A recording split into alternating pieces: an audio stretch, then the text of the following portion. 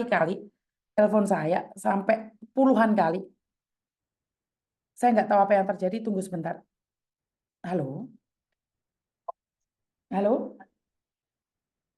Halo, Assalamualaikum. Waalaikumsalam, Mbak. Saya minta maaf. Sampai telepon saya beratus-ratus kali. Ada apa ini? Miss, Iya, saya. masih ingat saya nggak?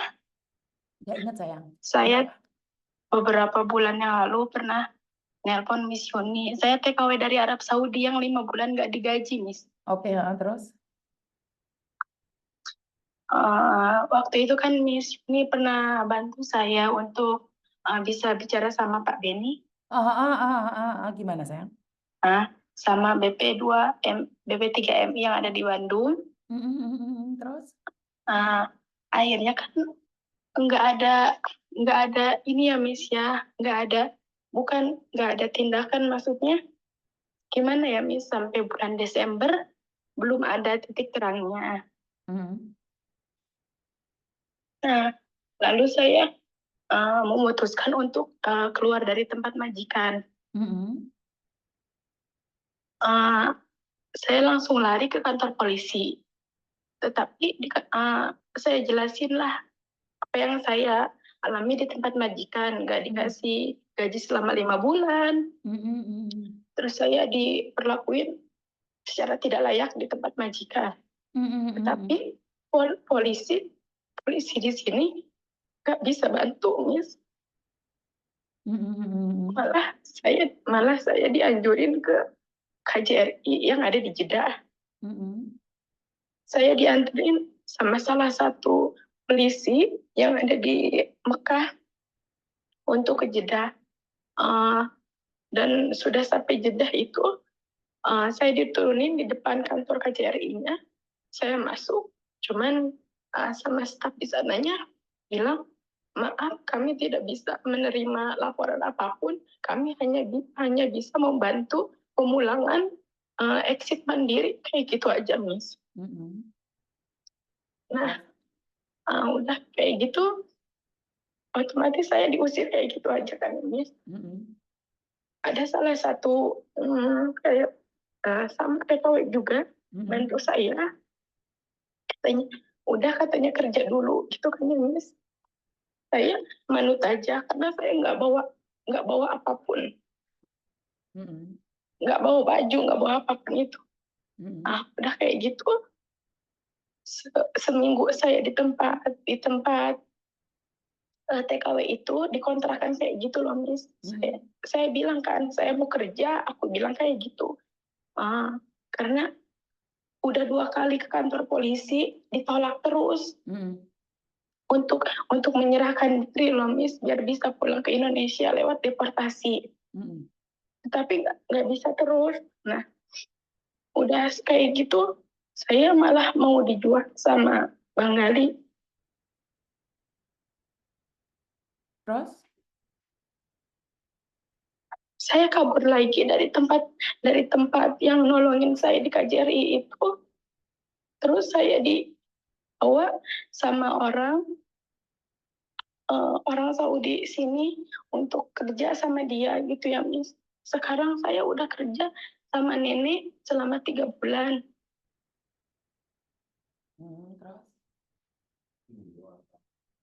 Saya mau nyerahin diri lagi ke polisi. Mau nyerahin diri lagi ke polisi, takut nggak bisa.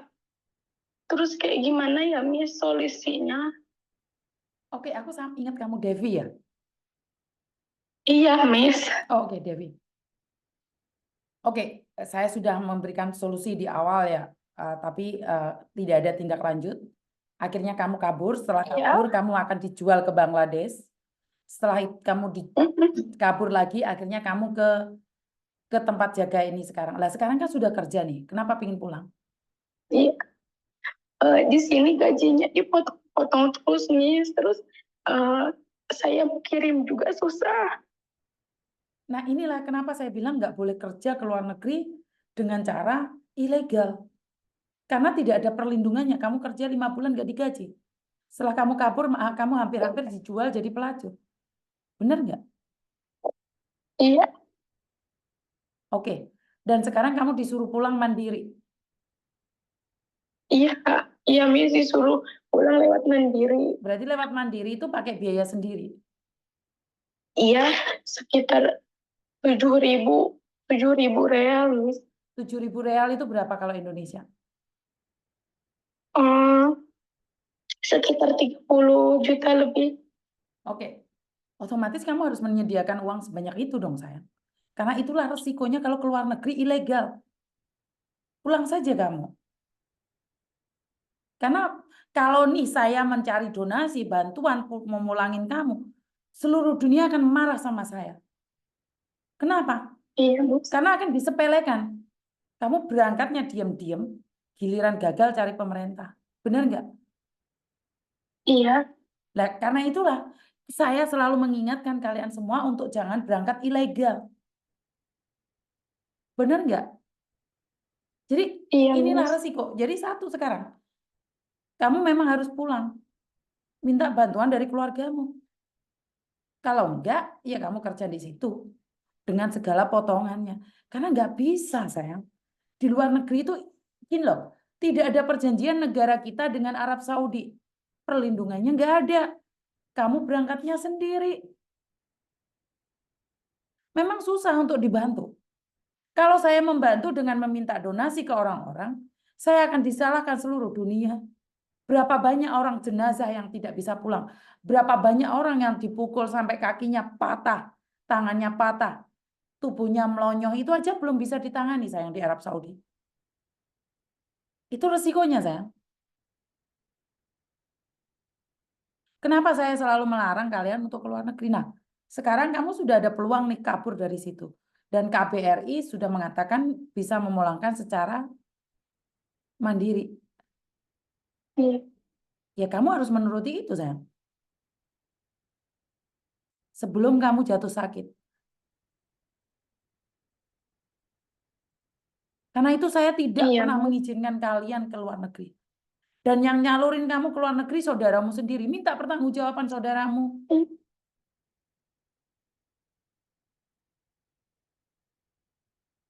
Cari saudaramu, suruh biayain kamu pulang.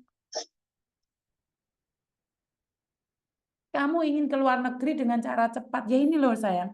Tidak ada perlindungannya. Kenapa Miss Yuni selalu camping tidak boleh keluar negeri secara ilegal?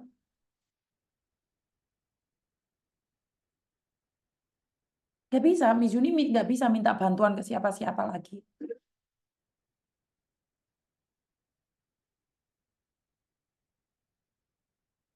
Iya Miss. Ini fakta, sayang. Ini fakta.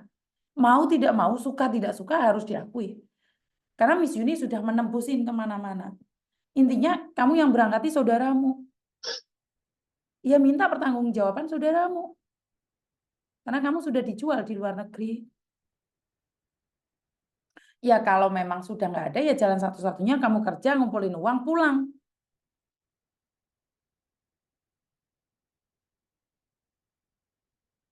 Benar nggak? Iya Miss. Ya nggak bisa. Kita laporan ke sana ke sini, oh kamu keluarnya secara ilegal.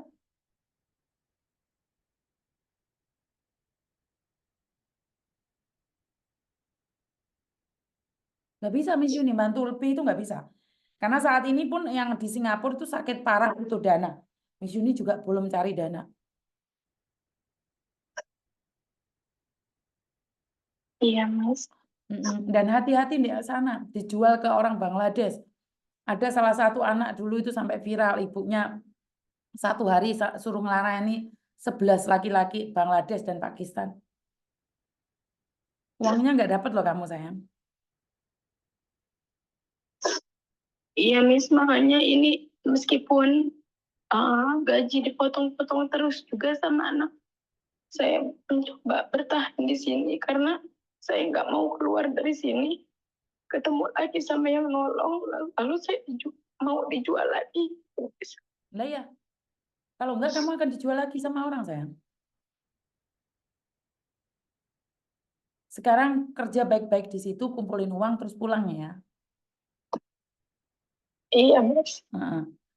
Aku masih ingat ibumu juga pernah nyari aku. Tapi inilah yang saya selalu katakan, saya melarang kalian bekerja di luar negeri secara ilegal. Akhirnya membebani keluargamu sendiri. Di Arab Saudi itu sudah banyak kejadian. Kalau kamu kabur dari majikan dijual.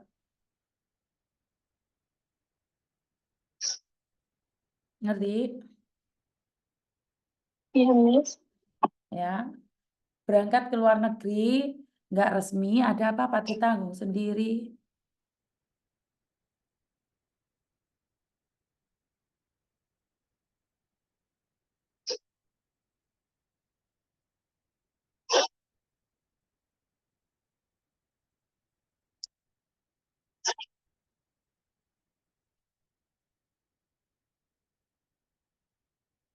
Paham nggak sayang?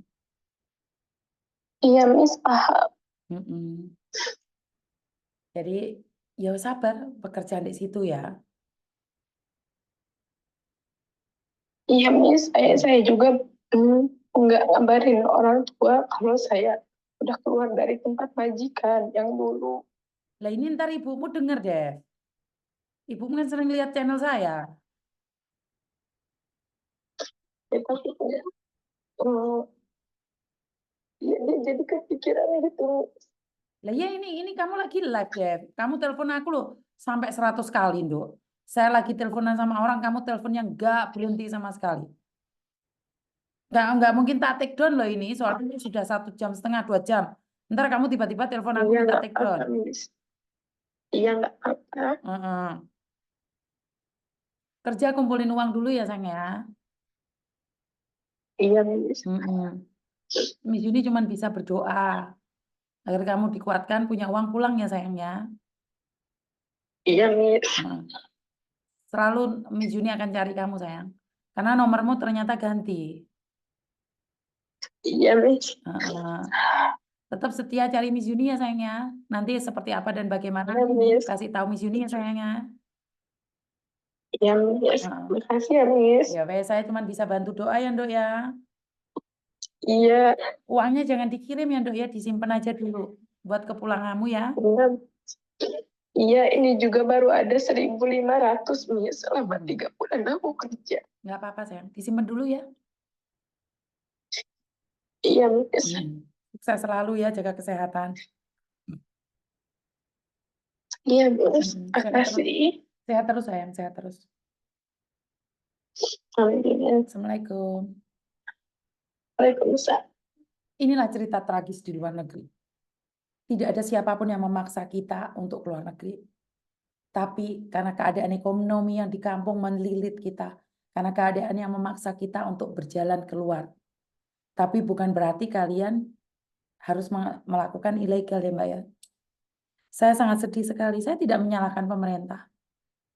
Saya tidak menyalahkan siapapun, tapi karena kebutuhan di kampung, cuma lulusan SD, SMP tidak ada pekerjaan. Jadi dia memaksakan diri untuk mengais rezeki di luar. Ternyata rezeki berkata lain.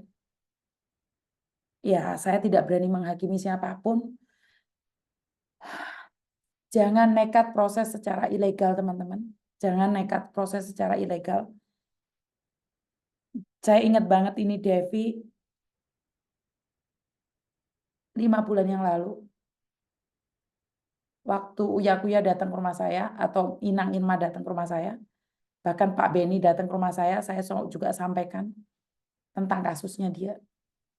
Jadi Devi, semoga kamu kuat ya, Nduk ya. Wah, saya itu paling galau kalau kayak gini nih. Oke, telepon banyak sekali masuk, Mbak, tapi ini udah jam 11 waktu Hong Kong. Saya akhiri dulu ya. Saya cuma ingin ceritakan buat kalian semua, jangan proses secara ilegal dimanapun kalian berada. Karena saat kalian proses ilegal, pertanggungjawaban negara itu sangat sulit sekali. Sehat terus ya sayangnya, dan terima kasih. Kurang lebihnya